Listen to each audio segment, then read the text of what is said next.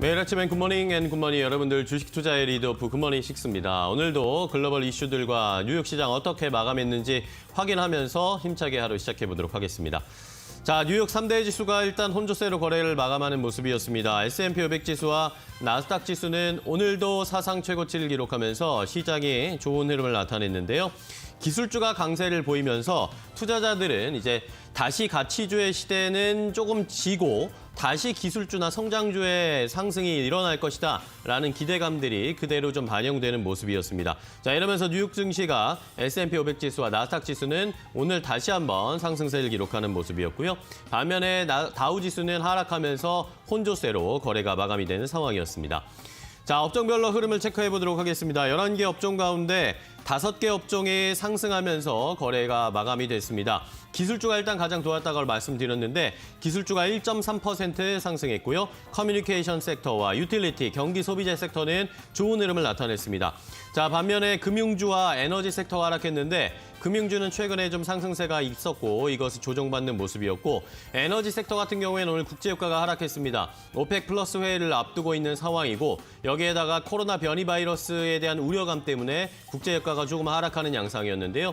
최근에 계속 좋은 흐름을 나타내던 국제유가 그리고 에너지 섹터가 오늘은 일단 주춤거리는 모습, 에너지 섹터가 3% 가까이 하락하는 모습이었습니다. 자, 다음으로 종목별로 움직임을 체크해 보겠습니다. 기술주가 좋았다라고 말씀드렸는데 마이크로소프트와 애플 그리고 엔비디아 같은 칩 관련 종목들이 일제히 상승세를 나타내는 양상이었습니다.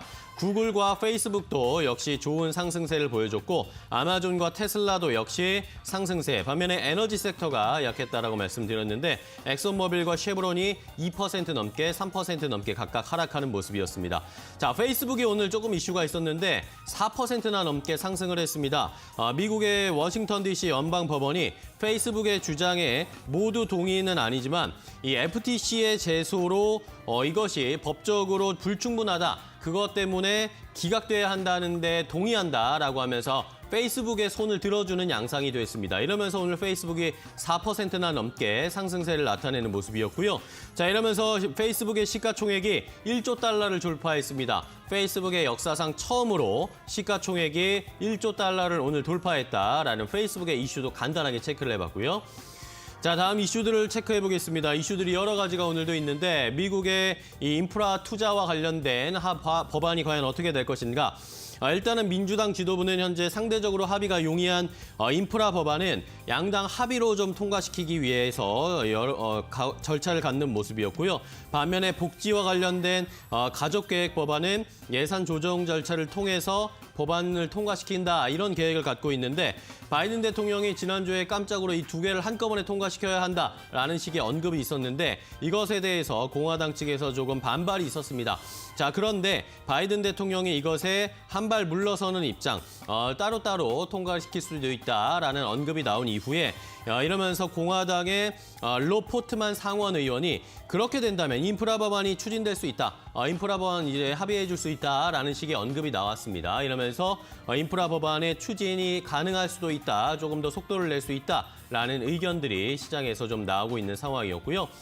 자, 다음으로 살펴볼 이야기는 역시 테이퍼링과 관련된 이야기입니다. 자, 연준 위원들이 테이퍼링 논의에 들어간 가운데 테이퍼링 방법론 중에 여러 가지가 있지만 그중에 하나로 이 모기지 담보증권 MBS를 먼저 줄이자라는 그런 의견들이 시장에서 나오고 있습니다. 자, 이러면서 연준은 2020년 3월 5일 이후에 MBS를 9,820억 달러 매입을 했고요. 현재도 매달 최소 400억 달러 어치를 매입을 하고 있습니다. MBS 매입을 국채 매입보다 더 빨리 줄이자는 주장이 제기가 되고 있는데 이것은 일종의 2단계 축소론, 투스피드 테이퍼링이다라는 이야기가 나오면서 연준이 어떤 식으로 테이퍼링을 할 것인가에 대한 여러 가지 안도 이제는 시장에서 언급이 되고 있다라는 것을 함께 확인해 볼 수 있는 오늘 시장이었습니다. 자, 다음은 코로나 백신과 관련된 이야기인데 코로나 백신에 여러 가지 이야기들이 나오고 있습니다. 변이 바이러스를 어떻게 대응할 것인가 여러 가지 이야기가 나오는 중에 영국의 옥스퍼드 대학의 백신 전문가들이 연구를 한 결과 화이자 백신만 2회 접종을 한 경우 아스트라제네카 백신만 2회 접종했을 때보다 10배가량 많은 항체 형성이 되는데 이것에 대해서 좀 대안을 준비한 것으로 보입니다. 아스트라제네카 백신을 1차로 접종을 하고 두 번째를 화이자 백신으로 접종을 하면 임상 참가자들이 거의 화이자를 2번 맞는 것과 비슷한 효과가 났다라는 이야기가 나왔습니다. 이러면서 믹스매치와 관련된 이야기들이 나왔고요. 아스트라제네카와 화이자를 혼합해서 1차, 2차로 맞는 것에 대한 방안들도 이야기가 나오고 있다라고 나오고 있습니다. 자, 여기에다가 미국 쪽에서는 이 화이자와 모더나 백신이 면역 효과가 몇 년 동안 지속될 수 있을 것이다라는 이야기가 나오면서 굳이 부스터샷을 맞을 필요는 없을 수도 있다라고 이야기가 나오면서 화이자, 모더나 백신에 대한 효과를 미국의 연구진들이 워싱턴대 면역학자들이 결과를 내놓은 것도 시장에서는 관심이 모아지고 있는 상황이다라는 것까지 함께 체크를 해봤습니다. 자, 마지막으로 살펴볼 이야기는 비트코인과 관련된 이야기입니다. 비트코인이 다시 좀 반등세를 나타내주고 있습니다. 자, 오늘도 어제와 비교했을 때 5% 넘게 상승세를 나타내고 있고 34,000달러를 돌파했습니다. 자, 보시는 것처럼 이렇게 비트코인의 가격이 올라가고 있다라는 것을 알 수 있는 상황인데 자, 오늘 여러 가지 좀 긍정적인 이야기들이 나왔습니다. 일단은 세계 최대 암호화폐 거래소 영국 바이낸스에 대해서 영국이 규제 당국이 거래를 금지하도록 하는 안 좋은 이야기도 나왔지만 반면에 이것을 상쇄할 수 있는 긍정적인 이야기. 일단은 캐시 우드가 이끌고 있는 아크 인베스트먼트에서 비트코인 ETF를 만들 것이다. 그리고 이것을 증권거래위원회에 설립을 신청했다라는 소식이 전해졌습니다. 자, 이렇게 캐시 우드도 역시 아크 인베스트먼트도 비트코인 ETF를 만들어서 추진 중에 있는 상황이고요. 이뿐만 아니라 이 멕시코의 재벌도 역시 비트코인과 관련해서 더 투자를 해야 된다라는 식의 언급이 나왔습니다. 멕시코 재벌 리카르도 살리나스 플리에고가요.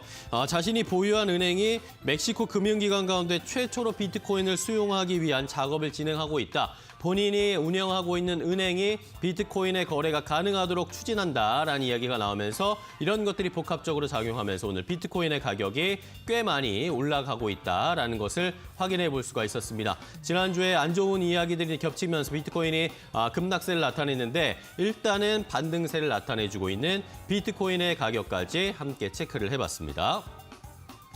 자, 이렇게 뉴욕 증시와 전체적인 이슈들을 확인을 해봤습니다. 종목별로는 또 어떤 움직임들이 있었을까요? 최훈 캐스터가 더 자세하게 확인해 보겠습니다.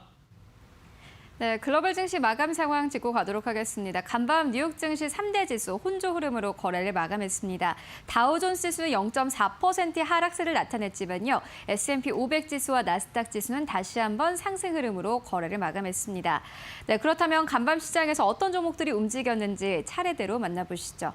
네, 첫 번째 종목은 인텔리아 테라퓨틱스라는 기업입니다. 유전자 이 가위라는 편집 기술을 가진 기업인데요. 캐시우드의 원픽 업종으로도 꼽히는 분야입니다. 간밤에 인텔리아 테라퓨틱스의 파트너사인 리제네론이 유전자 편집 치료에 대한 임상 1상에 성공했다라는 소식과 함께 유전자 가위 종목들이 일제히 급등 흐름을 보였습니다. 인텔리아 테라퓨틱스는 무려 50%가 넘게 상승하면서 133달러 선에서 거래를 마감했는데요. 이렇게 급등 흐름을 보인 이유가 있습니다. 유전자 편집 기술인 크리스퍼가 인체 효과를 보인 것은 이번이 처음이었기 때문입니다. 네, 이어서 두 번째 종목으로 옮겨가 보도록 하겠습니다. 테슬라입니다. 지난 주말 사이에 테슬라가 중국에서 리콜 사태가 있었다라는 뉴스가 있었는데요. 악재에도 불구하고 테슬라는 다시 한번 반등 흐름을 나타냈습니다. 2% 넘게 상승하면서 거래를 마감했는데요. 이 웨드부시 측에서는 테슬라가 리콜 사태에도 불구하고 사업 가치는 변하지 않았다라고 밝혔습니다. 일단 리콜 사태는 단기적인 악재이긴 하지만 중국 지역의 사업 전망은 낙관적이다라고 밝혔는데요.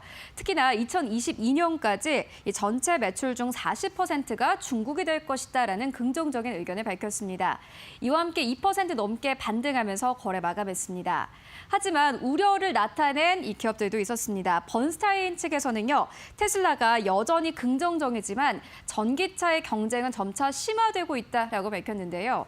이 테슬라 테슬라를 차주들을 대상으로 설문조사를 진행한 결과 앞으로 이 테슬라를 구입하겠다라고 응답한 사람은 전체 응답자 중 79%였다고 합니다.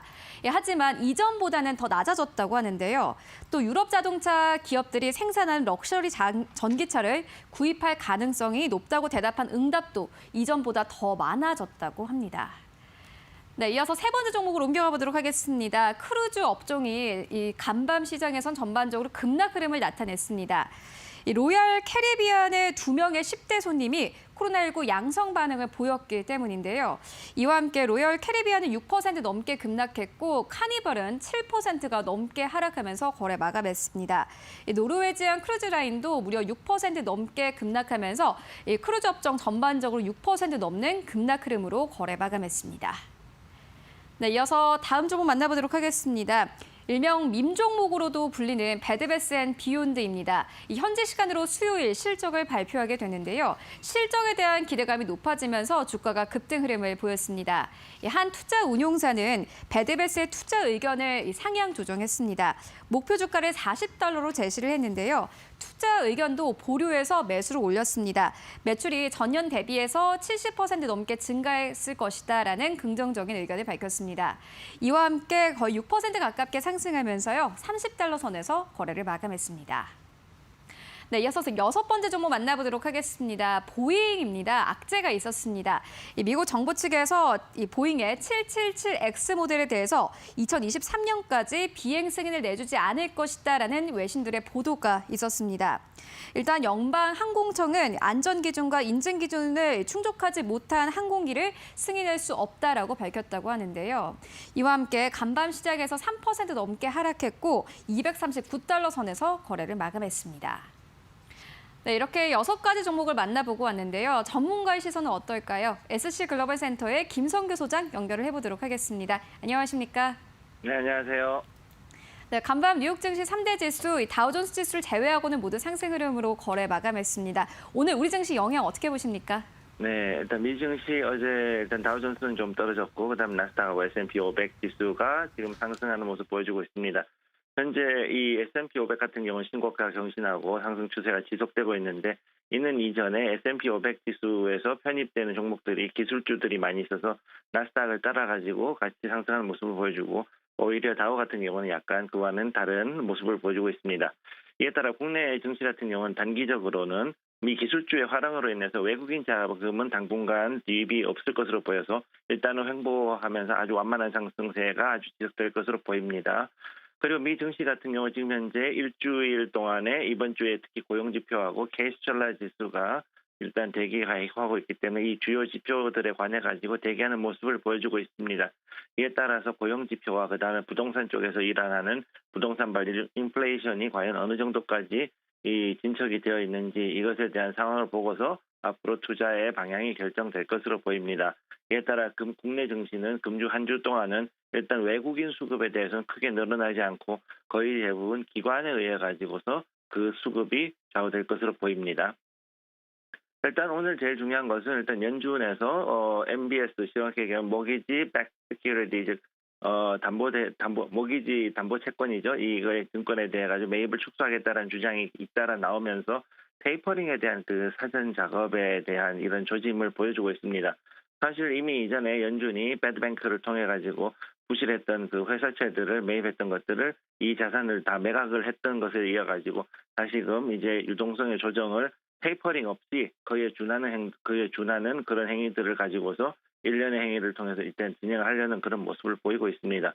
이에 따라서 국내 증시는 앞으로 미국에서는 테이퍼링 뉴스가 나올 때마다 조금씩 소폭의 조정이 있을 것이다. 일단 저는 그렇게 보고 있고 이것이 단기에 끝나는 것이 아니라 상당히 반복적으로 좀 일어날 수 있는 그런 사안이라고 보고 있습니다.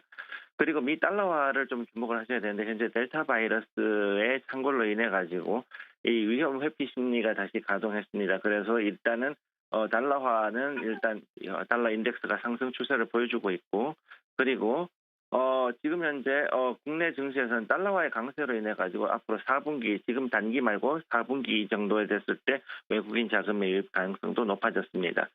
마지막으로 일단 이 델타 변이 바이러스를 우리가 좀 더 주목을 해야 되는 것이 기존에도 이 코로나19 같은 경우 처음에는 단순하게 중국 내에서만 끝날 줄 알았는데 이것이 전 세계로 확산이 되면서 락다운 사태가 벌어졌던 걸로 봤을 때 이런 델타 변이 바이러스 확산세도 새로운 조정의 전조가 될 수 있습니다. 이에 따라서 국내 증시에서도 일단은 국내에 있는 델타 변이 바이러스 확진자가 과연 어느 정도로 확산이 되는지 이 확산세를 보고서 증시에서 투자하는데 조금 더 유념하셔야 될 것 같습니다. 네, 알겠습니다. 지금까지 김성규 소장과 함께했습니다. 고맙습니다. 네, 감사합니다. 네, 지금까지 뉴욕 증시 마감 상황 그리고 국내 증시 영향까지 짚고 왔습니다. 최윤이었습니다.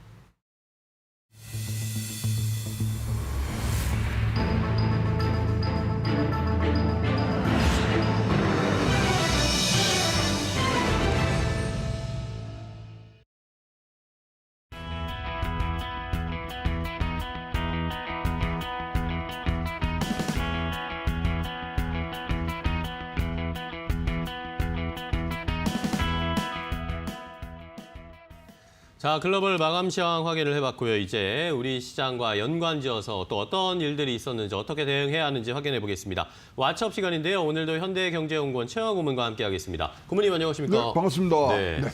자, 오늘은 이제 우리 경제와 관련된 이야기를 그렇죠. 좀 해보겠습니다. 네. 올해 전체적인 2021년 경제 성장 전망률 전망치를 정부가 발표를 했는데 4.2%를 제시를 했습니다. 2010년 이후에 뭐 최대치라는데 가능할까요? 이전 전망치보다 1%가 올라갔어요. 그러니까요. 대단히 많이 올라간 거고요. 뭐 이것이 이제 뭐 기대치냐, 진짜로 우리가 달성이 가능하냐, 뭐 좀 봐야 되는데 네. 어차피 이제 1.7%가 나온 1분기를 뭐 베이스로 해서 보면 0.7에서 0.8 정도만 나오면 한 4.2%가 가능합니다.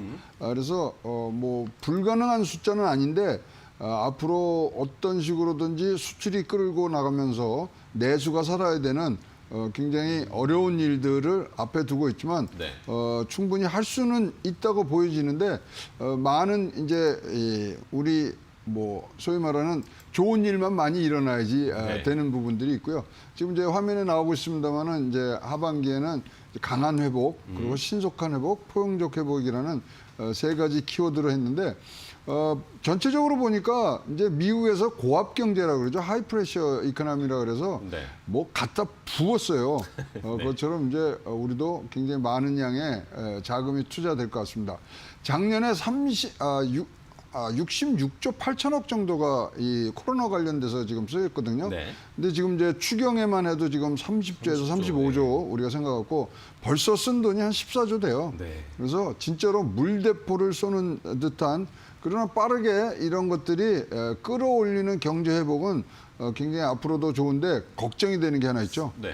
이러면 인플레이션 이게 굉장히 지금 뭐 걱정이 됩니다. 우리가 이제 잠재 성장률이라는 게 2.3%밖에 안 되거든요. 네. 그게 4%가 되면 필연적으로 인플레이션이 지금 올 수밖에 없는데 거기에 지금 물대포가 지금 들어가는 부분들이 굉장히 많아서 인플레이션도 염두에 두시면서 투자를 해야 되는데 나온 얘기 중에는 이제 국가 전략 기술로 우리가 잘 알고 있는 반도체, 배터리, 백신을 지정을 하고 여기에 대해서는 특별법을 제정하기로 했습니다.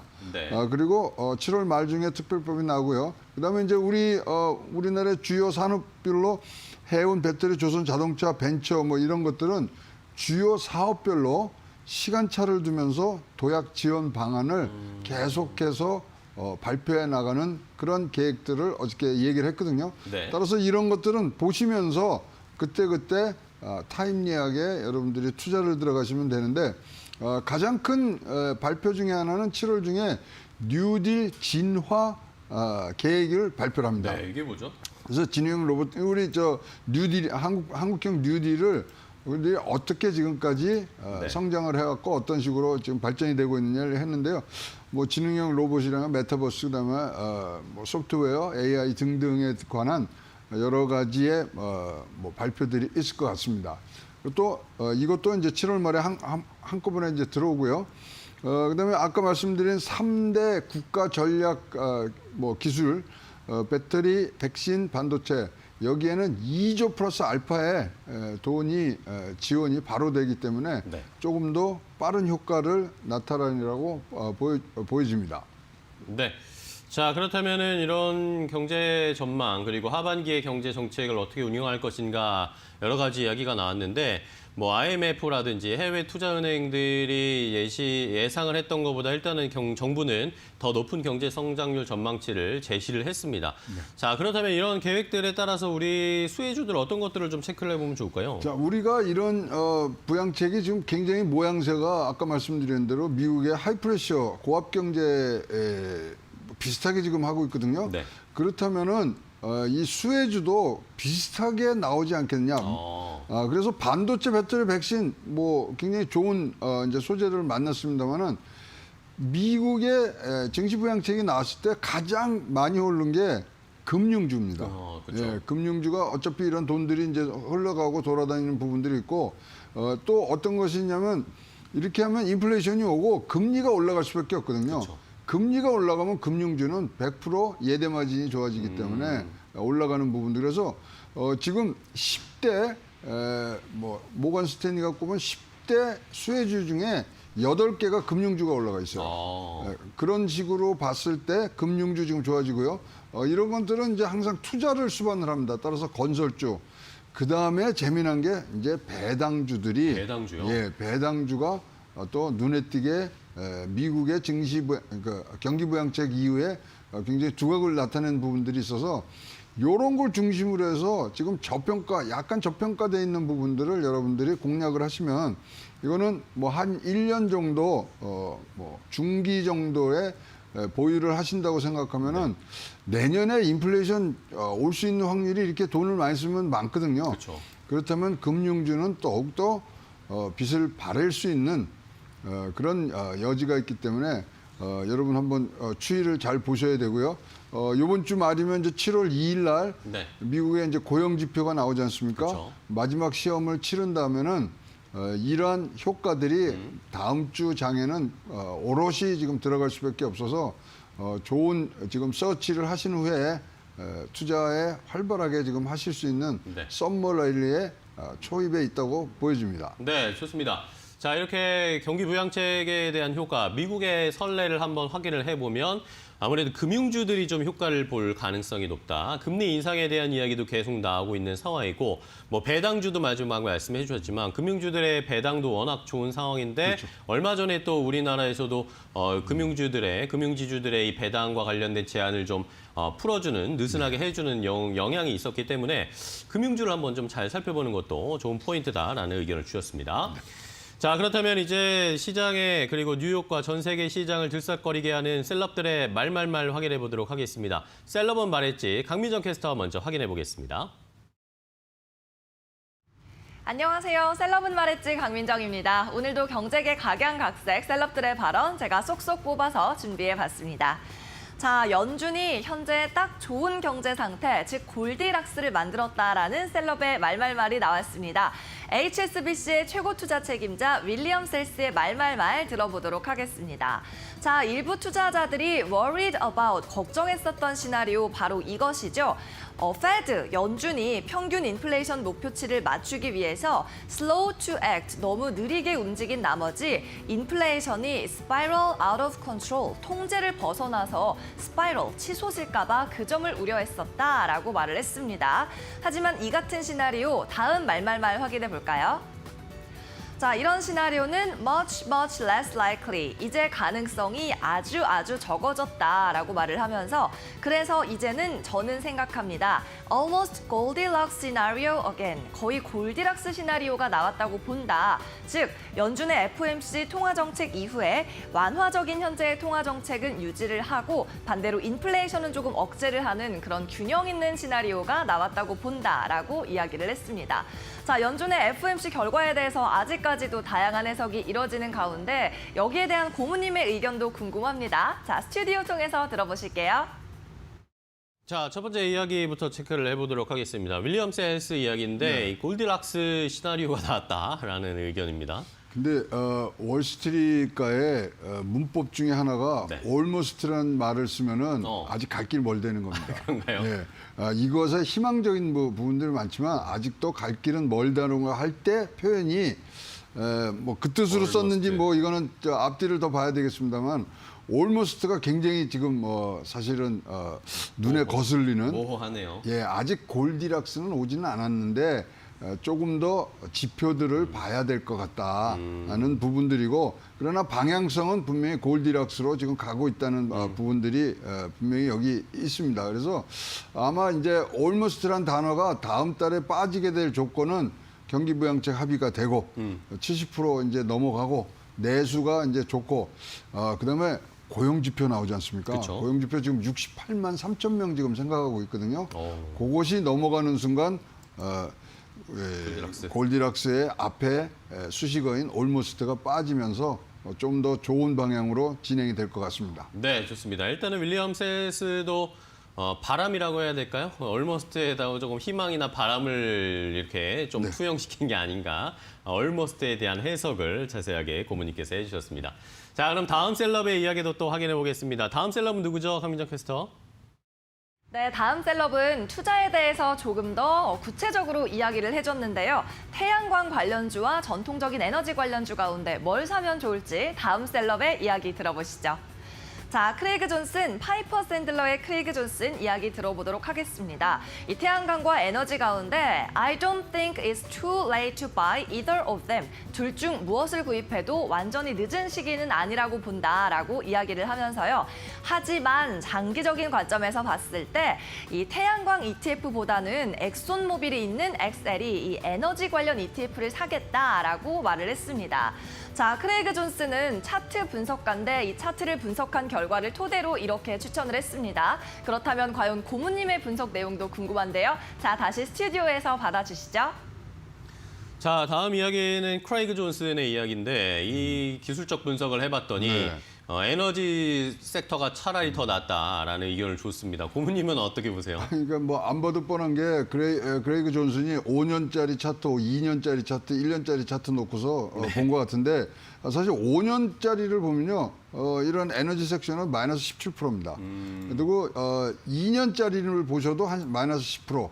그런데 최근 1년을 보시면 플러스 24%입니다. 많이 올랐죠. 네, 그렇기 때문에 이제 그 추세를 얘기를 한 것 같은데요. 사실 뭐 소재가 오르긴 제일 많이 올랐어요. XLB가 제일 많이 올랐고 그 다음에 딱 1% 차이로 F가 두 번째입니다. 은행. 예, 그게 46%. 다행이죠. 예, 그 다음에 최근에 이제 뭐 같은 차트를 같이 봤다면은 사실은 크게 치고 올라오는 거는 XLRE입니다. 부동산. 부동산. 예, 이것도 굉장히 치고 올라오기 때문에 여러 가지들을 봤을 때 분명히 맞는 얘기고요. 사실은 이제 지금까지 5년간 수익이 제일 높은 거는 XLK거든요. 기술주. 218%더라고요. 네. 그래서 등등 많이 올랐기 때문에 떨어진 부분들이 있고 이것들은 뭐 에너지는 유가 뭐 이런 것들 때문에 이제 올라간 부분들이 있기 때문에 그런 부분들에서 굉장히 뭐 좋은 1년간의 뭐 이 성적표이긴 합니다만은 네. 좀 길게 보면은 아직도 사실 에너지 섹터에 지금 넣어야 되느냐 왜 그러냐면요 지금 이 뭐 화석연료가 주를 이루다가 그거를 챌린지하는 뭐 셰일가스라든가 신재생이 왔기 때문에 에너지의 뭐 어떤 주류가 될 수 있는 부분들을 지금 바뀌고 있어서 이 부분은 안정적인 것보다 조금 하이 리스크 하이 리턴에 그런 생각으로 들어가셔야 될 부분이라고 생각을 합니다. 네, 좋습니다. 일단은 크레이그 존슨의 이 에너지 섹터에 대한 배팅 조금 더 괜찮다라는 의견에 동의를 하시는 고모님의 의견까지 체크해봤고요. 자, 그럼 마지막 셀럽의 이야기 확인해 보겠습니다. 마지막 이야기는 뭐죠? 강민정 캐스터. 네, 마지막 셀럽입니다. FTC, 미국의 연방거래위원회에서 페이스북이 개인 SNS 시장을 독점하고 있다면서 소송을 냈었는데요. 지난밤 거기에 대한 연방법원의 판결이 나왔습니다. 자, 제임스 지방판사의 판결문 내용 들어보시겠습니다.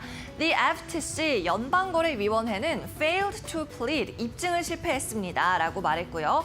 자, 세 번째 줄 보시면 that Facebook has monopoly power. 페이스북이 SNS 시장에서 모노폴리 파워, 독점권을 가지고 있다는 것을 입증하는 데에 실패를 했다라고 이야기를 했습니다.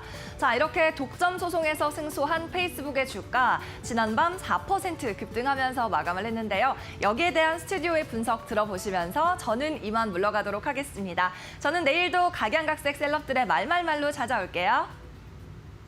네, 강민정 캐스터 수고하셨습니다. 이번에는 페이스북의 이야기인데 페이스북이 오늘 뭐 일단은 좋은 소식이 들려왔습니다. 이러면서 시총이 1조 달러를 오늘 돌파했습니다. 이 저 반독점 소송이 어떤 내용이냐면 네. 인스타그램하고 왓츠앱 이 앱을 갖다가 이제 인수하는 데 있어서 이게 독과점법에 걸린다. 근데 증거 불충분이다. 이렇게 나왔고요. 최근 미국 의회에서도 지금 5대 독과점법, 특히 이런 IT 대기업에 대한 지금 독과점법이 나오는데 일단 제동이 걸리는 것 같아요. 그러니까요. 그러면서 지금 4% 이상의 경쟁이 올랐고요. 그렇다면 이제 애플, 마이크로소프트, 아마존 등을 통해서 지금 5위로 페이스북이 올라가면서 1조를 넘어가는 굉장히 좋은 방향으로 생각을 합니다. 왜냐하면 이 4차 산업혁명의 기반이 되는 이런 IT의 대기업들의 발전은 뭐 우리가 막을 수가 없거든요. 그러나 이제 의회에서 5대 독과점법이 지금 나오는 부분들이 그러니까요. 과연 어떻게 될 것이고 뭐 디지털세라든가 이런 것들이 조금 뭐 걱정이 되겠습니다만은 어쨌든 간에 바이든은 강한 의지를 갖고 가기 때문에 이 독과점법에 강화되는 부분들은 여러분들이 그냥 이걸로 해서 바뀔 수 있다는 가능성은 적다고 보여지기 때문에 그 부분은 변수에서 빼시는 것이 좋으리라고 보여지고요. 이거는 단순하게 네. 인스타그램 인수하고 왓츠앱 인수한 거에 관한 그런 판결이었기 때문에 큰 독과점법의 큰 물결은 계속되리라고 보여집니다. 네. 자, 과연 이 민주당 쪽에서, 미국 민주당 쪽에서 과연 이 독과점법에 대해서 그리고 빅테크 기업들에 대해서 제재를 더 강하게 가할지 좀 추이는 지켜봐야 된다라고 정리를 해주셨습니다.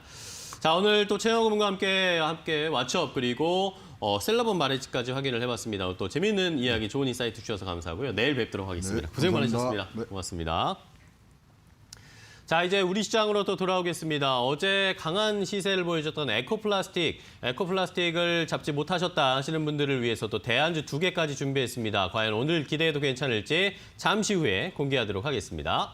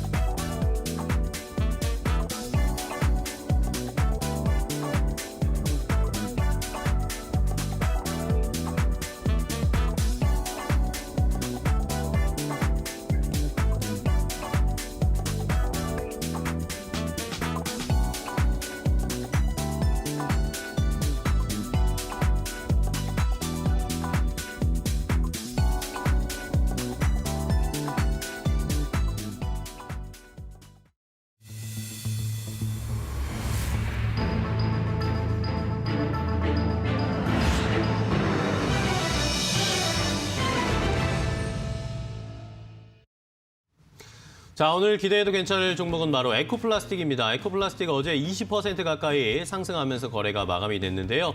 두 분의 의견 전문가와 함께 나눠보겠습니다. 더 간다, 더 올라갈 것이다 라고 두 분은 공통적으로 의견을 해주셨는데 자, 효율을 높이는 자동차 부품주로 부각을 받는 에코플라스틱 더 상승할 수 있을 것이다 라고 한 분이 의견을 주셨고요. 다른 한 분께서는 이 에코플라스틱 나도 전기차 수혜주다. 전기차 수혜주로 엮일 수 있는 모멘텀도 역시 있기 때문에 더 올라갈 수 있을 것이다 라는 예상을 해주셨습니다. 과연 에코플라스틱 오늘 더 올라갈 수 있을지 자세하게 분석해 보도록 하겠습니다. 자, 오늘 기대해도 괜찮은 두 분과 이야기 나누겠습니다. 레몬리서치의 김민수 대표 그리고 한국투자증권 서초중앙 PB센터의 길건호 FC와 함께하겠습니다. 두 분 안녕하세요. 반갑습니다. 자, 오늘 또 에코 플라스틱을 확인해 보겠습니다. 에코 플라스틱 어제 많이 올랐습니다. 장중에는 26% 상한가 가는 거 아닌가라는 막 기대하셨던 분들도 계셨을 것 같은데 일단은 19% 정도 상승하면서 거래를 마감했습니다. 어제 왜 올랐나요, 에코 플라스틱? 뭐 이야기가 많더라고요. 네. 뭐 이렇게 뭐 정치 테마주도 있다. 아니면 뭐 플라스틱 가격 올라가면서 뭐 수혜도 받았다. 뭐 여러 얘기들이 있어서 제가 이어서 쭉 합니까? 네네.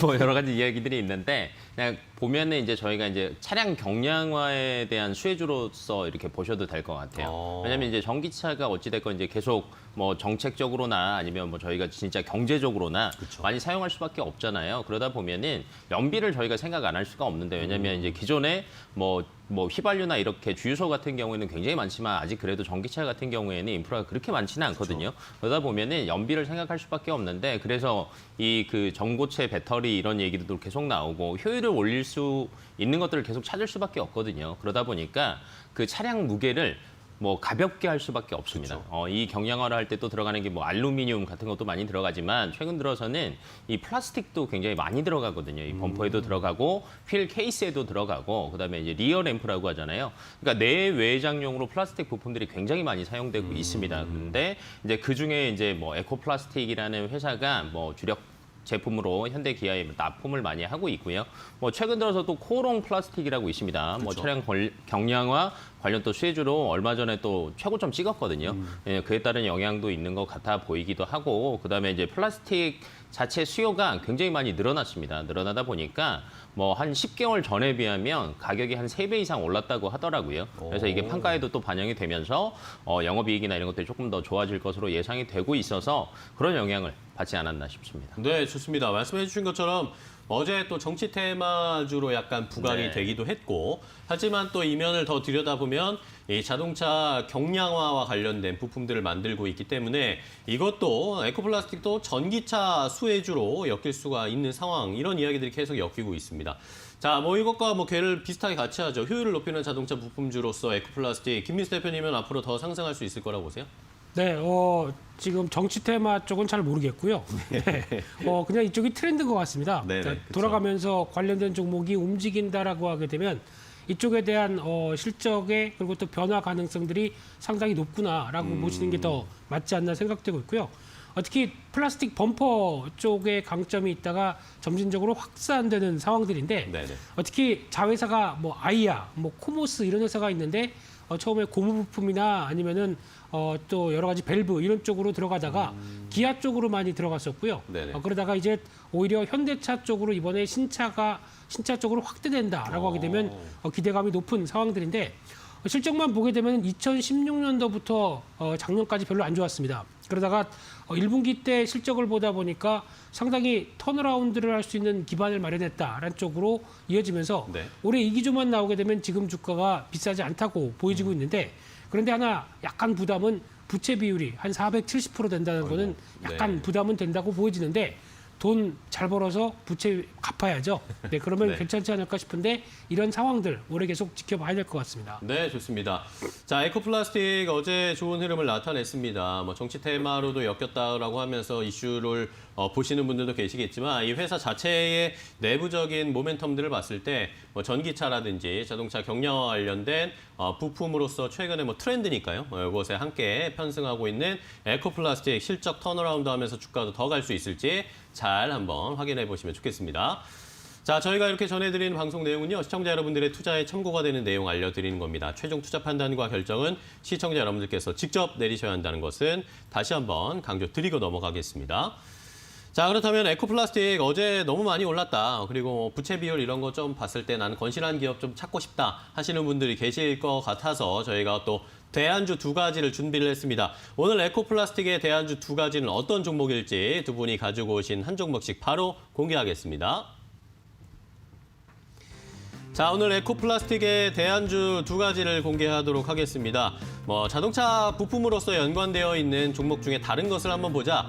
코롱인더를 한 분이 가지고 오셨습니다. 나도 자동차 부품주다라는 의견. 그리고 역시 친환경 트렌드가 요즘 대세다. 자동차, 환경, 에너지 할 것 없이 친환경 트렌드가 최근에 핫 이슈인데요. 이것에 대안주로서 HDC 현대 EP를 함께 확인해 보자라는 의견을 주셨습니다. 과연 이 두 종목 중에 어떤 종목이 더 좋을지 비교 분석해드리도록 하겠습니다. 자, 그러면 이 에코플라스틱의 대안주로 두 가지를 가지고 오셨는데 먼저 김민수 대표님의 대안주인 코롱 인더부터 좀 볼까요? 네, 대안주로 가져왔는데 많이 올랐습니다. 네, 그래도 더 갈 수 있다고 늘 보여. 그런 걸 가지고 오시죠. 네, 좀 뼈를 때리시는데요.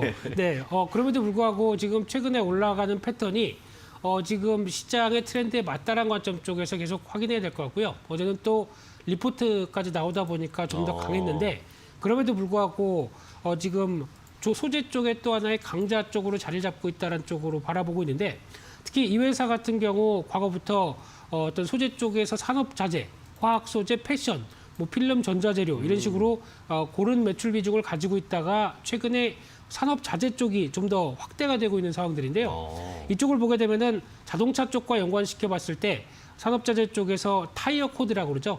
타이어 안에 들어가는 심이라고 볼 수 있는 부분들 이쪽과 함께 에어백까지 같이 납품하고 있는데 그중에서 엔지니어링 플라스틱 이쪽은 이번에 참 얘기 많이 드립니다. 네, 이쪽과 관련된 쪽에서 부각을 계속 받고 있는 상황들인데 이쪽이 또 앞서 말씀드렸던 에코플라스틱이나 코롱 플라스틱처럼 관련된 친환경차 부품 소재 쪽의 부각을 많이 받고 있다라고 봐야 될 것 같고요. 네.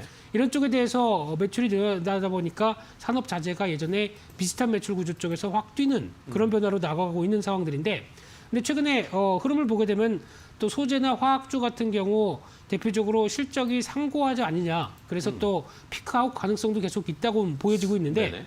근데 아마 이런 부분들이 2분기 실적 발표하면서 계속 좀 되는 쪽과 안 되는 쪽이 좀 갈라질 가능성이 높다고 봐야 될 것 같고요.